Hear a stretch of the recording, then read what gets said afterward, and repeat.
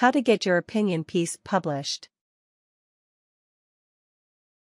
Opinion pieces are an exciting and engaging part of most publications. They allow readers to have a voice on current events while also promoting ongoing discussion about those events.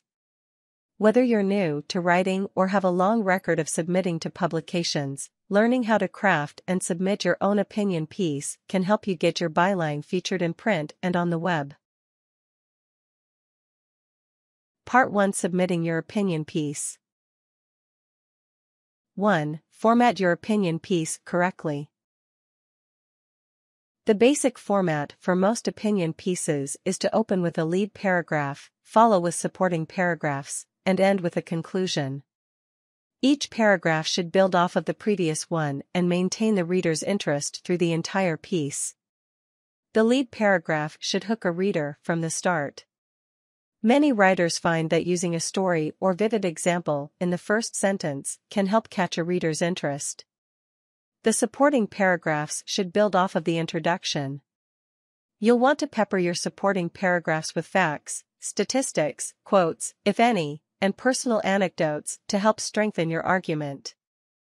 The conclusion should be compelling, and it should leave readers feeling that they understand the subject and your viewpoint on it. If you're trying to inspire action, make sure your conclusion lets readers know what they can do to get involved in the cause you discuss. 2. Write a byline and cover letter. Whether you pitch your idea or submit it blindly, you'll need to compose a short bio, called a byline in print media, in which you describe yourself and your credentials in the third person. You should also write a professional cover letter that is addressed to the editor of that specific publication. Your cover letter doesn't need to be long, but it should describe your attached piece, explain why you think it should be published, and thank the editor for his or her time. A byline might read something like, John Doe is an environmental activist working for .. He's working closely with the EPA on the ongoing excavation and visits the site on a daily basis to conduct soil tests in the region. 3. Submit your piece. Once you've written your piece and the accompanying byline and cover letter, you're ready to submit it to a publication. You can submit your piece directly to the editor by using the email address provided on a given publication's website. Don't forget to include your contact information, including your name, your daytime phone number, and some title or affiliation that clarifies your authority on the subject. Decide whether to pitch the idea or submit it unsolicited.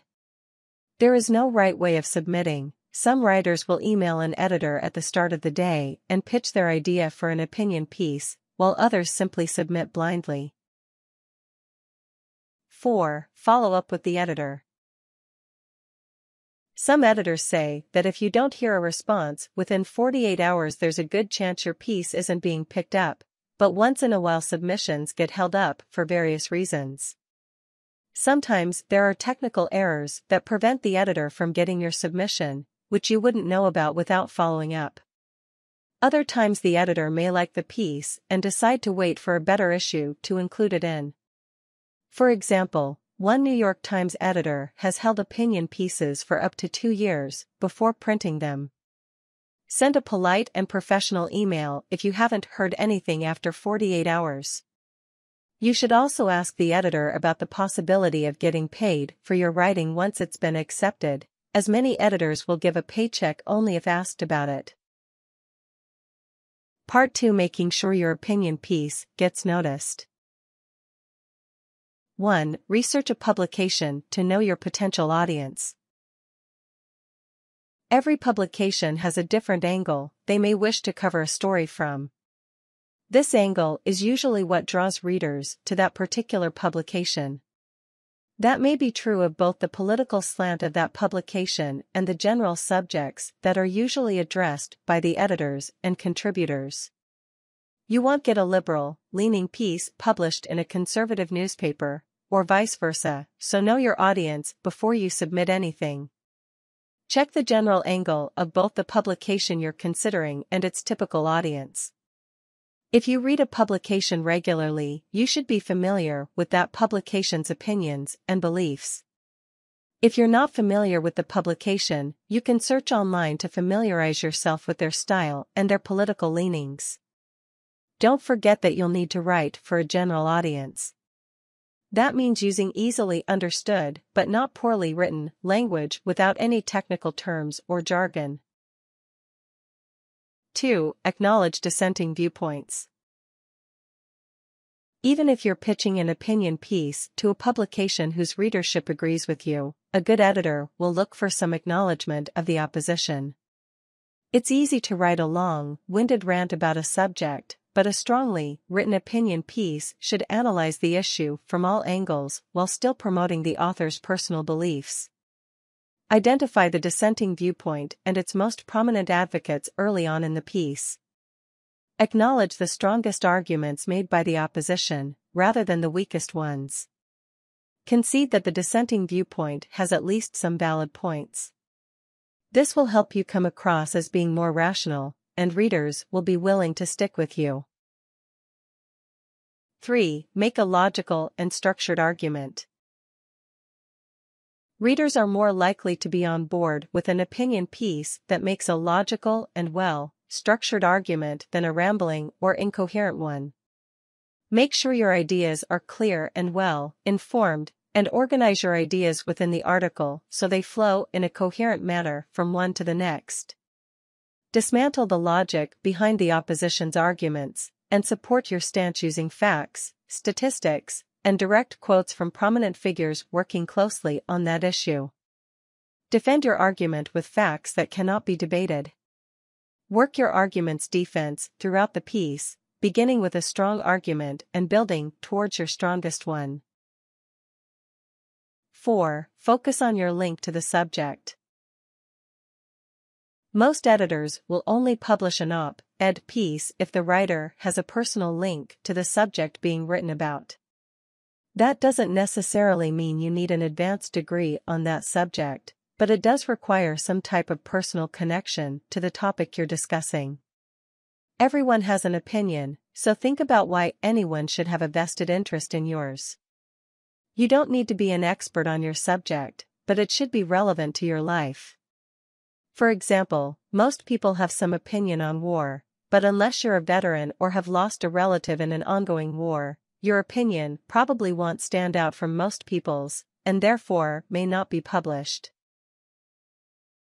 5. Disclose any personal connections. If you have a connection to an institution you're writing about, either through your own employment or through a close friend, relatives, be sure to disclose this clearly in your piece. If you don't, the editor might uncover this and see it as misleading or deceptive for you to withhold this information. 6. Consider the timing for your piece. Before you sit down to write an opinion piece, you should consider how relevant that topic currently is. Has it been covered enough, or has it been covered in the news? You should also consider whether you have sufficient authority to discuss the subject. If not, you'll need to at least research the subject thoroughly and read the existing news and opinion pieces out there on that topic. Part 3. Drafting a strong opinion piece. 1. Decide on a format for your piece. There are many different types of opinion pieces. Generally speaking, if you are a reader submitting to a publication, and not a staff member of that publication, you will most likely submit either a letter to the editor or an op-ed piece. Editorials, these are written by staff members at the newspaper. Unless you are a staff member, you probably will not be able to publish an editorial. Letters to the editor, these relatively short pieces generally address current events and news topics. They are heavily opinionated, yet focus on specific events. Op-ed, opposite the editorial page, pieces, these slightly longer pieces must be well-structured, well-researched, and they typically must display some type of expertise, credibility, advanced knowledge in a given field. 2. Choose a topic. What you write about is entirely up to you. but if you want your piece to get published, it needs to be relevant.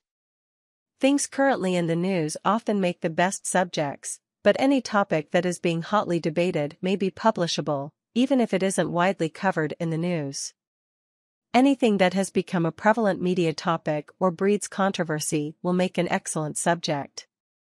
If you get worked up thinking about the subject in one way or another, it's probably a good starting point for an opinion piece. 3. Organize your thoughts. Decide on a central thesis or argument for your opinion piece. You should already know how you feel on the subject, so take it a step farther. Why should other people agree with you? Take a firm stance and amp up your opinions on the piece, and be sure you write down all your thoughts to more easily keep track of them. A highly opinionated piece is more likely to provoke discussion, which means it's more likely to get published. Find and incorporate facts and details about the subject that others may not know. This can give you an edge over other people writing about the same subject. 4. Craft a striking, attention-grabbing first paragraph. The opening paragraph is usually what hooks a reader, so it's important to get it right before you submit your piece. If your opening doesn't grab the editor's attention, it almost certainly won't catch a reader's interest. The opening line or lines should be engaging and intriguing enough that a reader blindly skimming your piece will want to keep reading. One way to grab a reader right from the start is to open with either powerful imagery or an argumentative stance on some aspect of the subject you're writing about. A good opening line for an opinion piece on a recent factory closure might be something like, "The CEO of .. didn't feel his fingers and toes clench up in the cold like we did as we walked out of our job for the last time this week." 5. Develop a logical structure and format. Your opinion piece should be easy to follow for most readers. This means that your opinions should be backed up with verifiable facts, and one thought should lead clearly into the next without any awkward gaps of logic or narrative. Someone reading your opinion piece should immediately understand why you arrived at the opinions you hold. It should also be easy to understand how your thought process moved the discussion from one point to each subsequent point without ever losing focus or clarity.